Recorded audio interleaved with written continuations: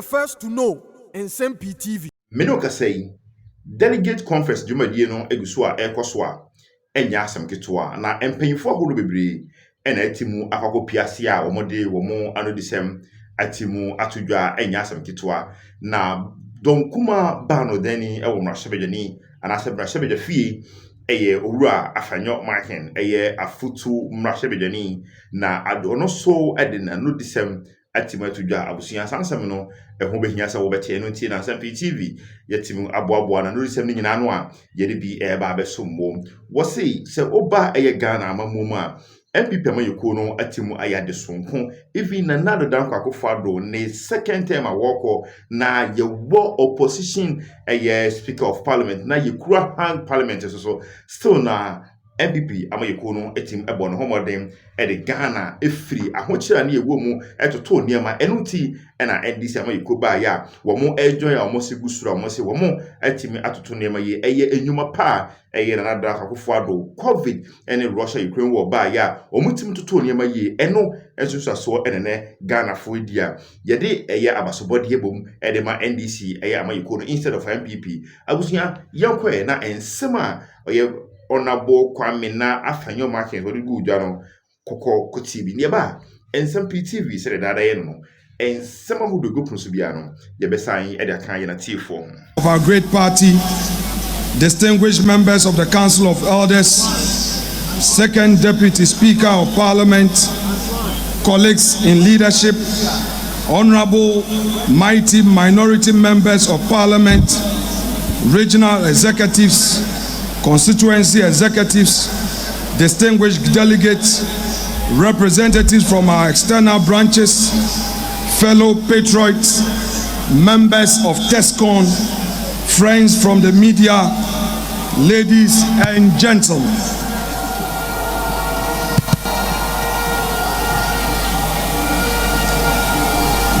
Let us recall the piercing wisdom of our revered former President John Agyekum Kufuor.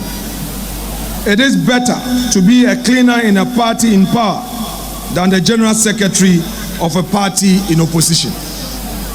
These words echo with urgency today as we gather in the shadow of our 2024 defeat.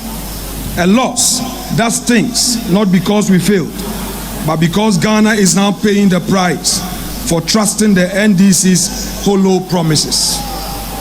Barely months into their tenure, the NDC's betrayal is glaring.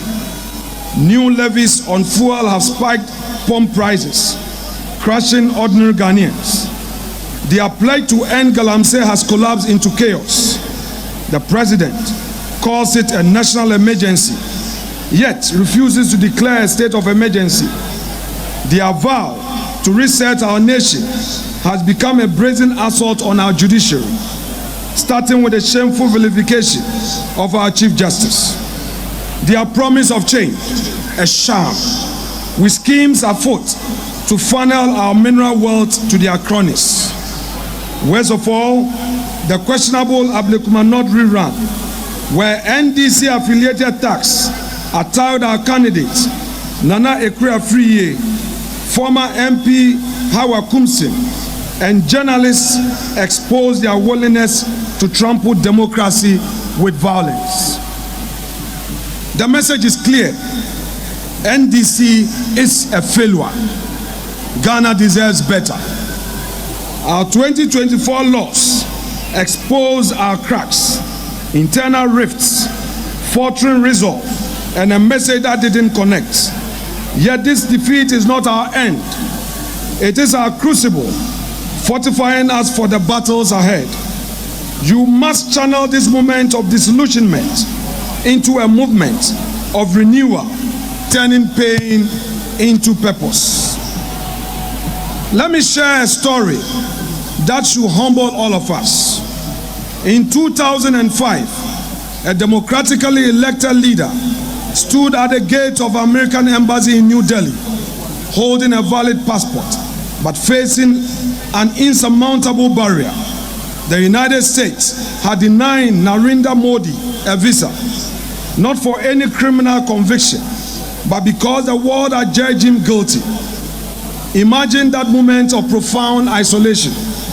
Here was a man who had won the trust of millions, yet reduced to persona non grata on the global stage. The humiliation was complete. The path forward seemed impossible. But Modi made a choice that day that would define not his future, but the destiny of his party and some 1.5 billion people. Today, that same man commands audience at the G20, addresses joint sessions of the United States Congress, and leads one of the world's most growing economies. Recently, he visited our republic and addressed our parliament, stating, "True democracy promotes discussions and debates. It unites people. It supports dignity and promotes human rights." I couldn't agree more. Modi's journey from global pariah to world statesman offers us, the MPP, a roadmap from our current wilderness to future victory. Modi's resurrection began with a revolutionary principle. In a nation fractured by castes, religious, ethnic, and linguistic differences, he declared, "All the citizens, all the voters are my countrymen." Fellow patriots, look around us this very afternoon. Look at the divisions that have sprouted like weeds since our defeat. We cannot, we must not allow 2024 to become the year that destroyed the MPP. From this, we speak with one voice. We move with one resolve. We are not Achim, Ashanti, Fante, Mamprushi, Gonja, Ga, or Ewe. We are MPP. We has been built on one unshakable foundation: unity. Without unity, we are just individuals with ambition. But with unity, we become a force, a party with direction, discipline, and destiny. Unity does not mean uniformity. It doesn't mean we all agree on everything. It means loyalty to a shared purpose. It means commitment to the flag, the same values, and the same future. The MPP has never been merely a political organization. We are a tradition built on the sweat, sacrifice, and convictions of patriots who came before us.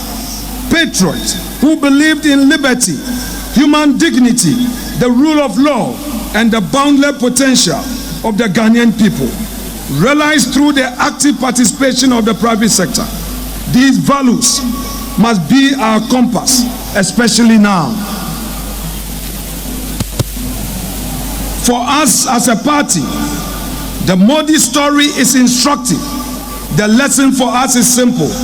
It is possible to rebuild, and leadership is empty without a united party. Like the BJP, we have known both power and opposition. We have faced criticism and internal differences. But unity is the absence of is not the absence of disagreement. It is a decision to prioritize collective strength over individual ambition. If we are to reclaim our position of leadership and trust, we must first reclaim the spirit of unity, discipline, and shared purpose that build this party. We must reconnect with the base, re-engage the grassroots, and rise together, not as isolated contenders, but as unified movement driven by conviction and clarity. Like the BJP, our party too must rediscover the principle and the ethos that define our founding fathers. We must rebuild, yes, but not as a scattered stones. We must rebuild together, brick by brick, anchored in our values and in the unshakable belief that no individual is bigger than the MPP. That belief must reflect our tone, our language, our strategy, and most importantly, in our posture towards one another. internal discord, suspicions, and disunity have cost us. We must learn from our losses, and we must do so quickly. And I ask again, what are our values? Our party, guided by the enduring motto, development in freedom, stands for democratic accountability, the rule of law, free enterprise, and national self-confidence. Rooted in the Dankwa Dombo Buzia tradition, we are inspired by a deep sense of perseverance, resilience, and an unyielding faith in Ghana's manifest destiny as a free, just, and prosperous society of opportunities. We believe in building a nation where every Ghanaian, regardless of the circumstance of birth, gender, ethnicity, or religion, must be offered the chance to rise through merit, effort, and enterprise. Our vision of a property-owning democracy has evolved beyond land or housing to mean giving every citizen a stake in national progress through education, healthcare, financial inclusion, and decent jobs. Every child and youth must be equipped with the skills, values, confidence, and opportunity to be entrepreneurial or to climb the professional career ladder. From rural development and bold social interventions to industrialization, the MPP remains committed to inclusive growth, law and order, and empowering all Ghanaians to shape their own destinies in a free society. We believe in inclusive growth that lifts farmers, teachers, traders, and students together. We stand for law and order, the bedrock of peace and progress. We uphold democratic accountability where leaders serve, not rule. Because in this party, we believe Ghana's greatness lies in the hands of her people. Your sweat, your courage, and your dreams. In freedom, you, the Ghanaian, are the author of your destiny. This is our covenant. They are the binding principles of the NPP. The MPP has never been a party of despair. We are a party of destiny. But that destiny will slip from our hands if we allow disunity, bitterness, anger, and self-interest to consume us. Let us end the hate campaigns and the subtle sabotage. It is time to choose unity over ego and party over self. If we fight one another, we will end up falling together. But if we fight for one another, we shall rise together. We have known victory and defeat. We've made mistakes, but we are not a broken party. We are only a battle-tested party. We must not allow current challenges to blur our vision or break our ranks. Yes, we have differences.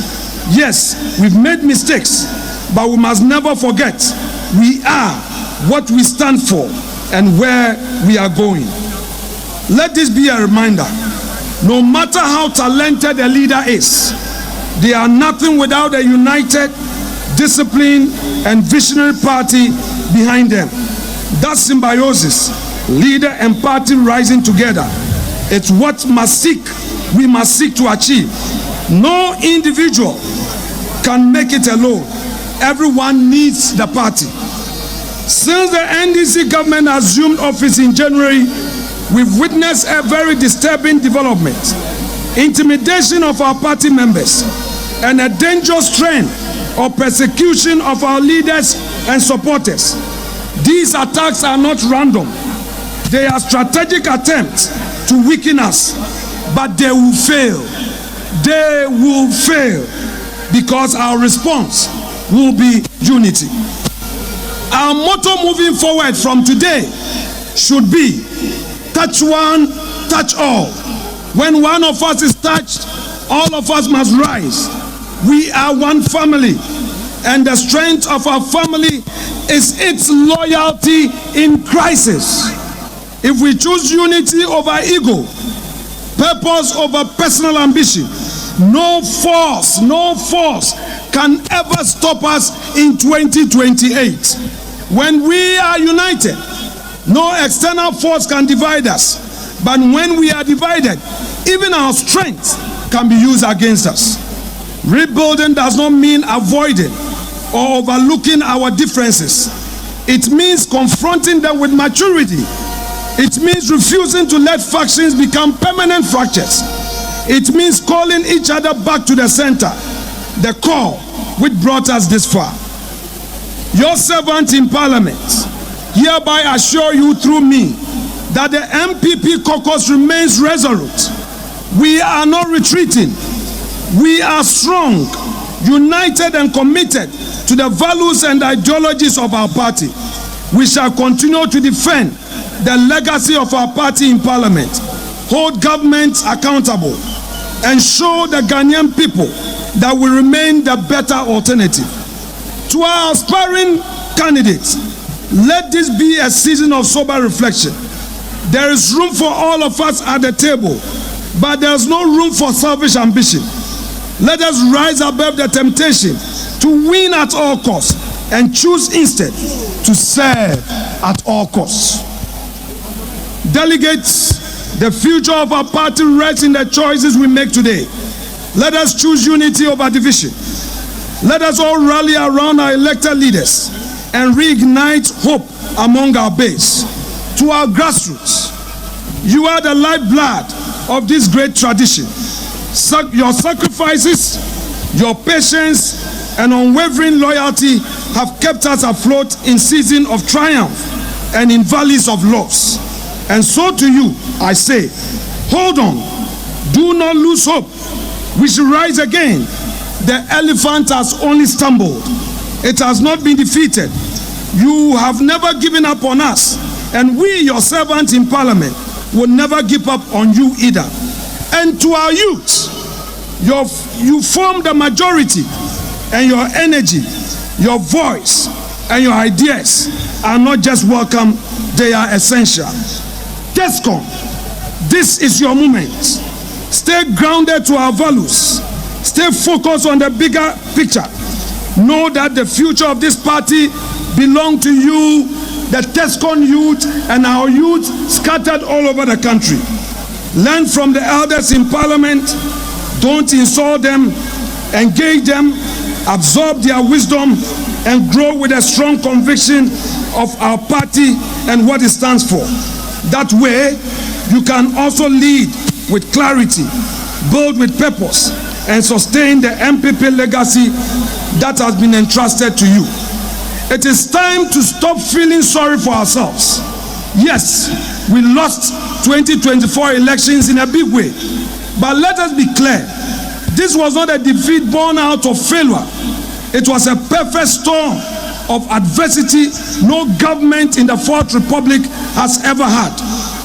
From the banking crisis that threatened to collapse our financial system, which we spent billions fixing, restoring confidence and stability, to the global COVID-19 pandemic that brought the world to its knees.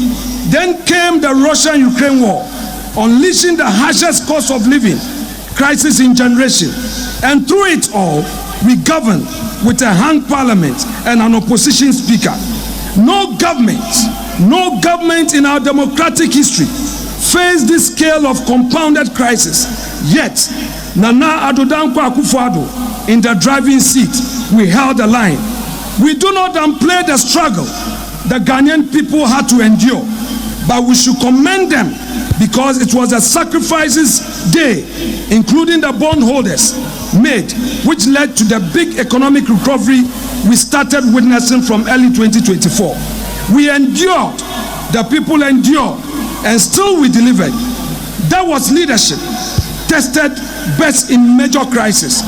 We should not be shy of the mighty gains we made under very difficult circumstances under Nana Akufo-Addo. We fixed the crisis and handed over an economy with stronger GDP growth than what we inherited in 2017.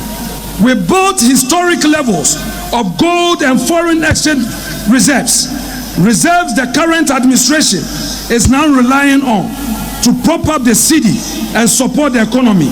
We created jobs, We built more roads than any government in 8 years span and implemented free SHS, a globally unprecedented feat in a country where most students are boarders. We industrialized like never before, from 1D, 1F and industrial parks to an emerging automotive sector that positions Ghana as a manufacturing hub of Africa's single market. We expanded health infrastructure, revitalized agriculture, and rolled out STEM so boldly. The STEM education agenda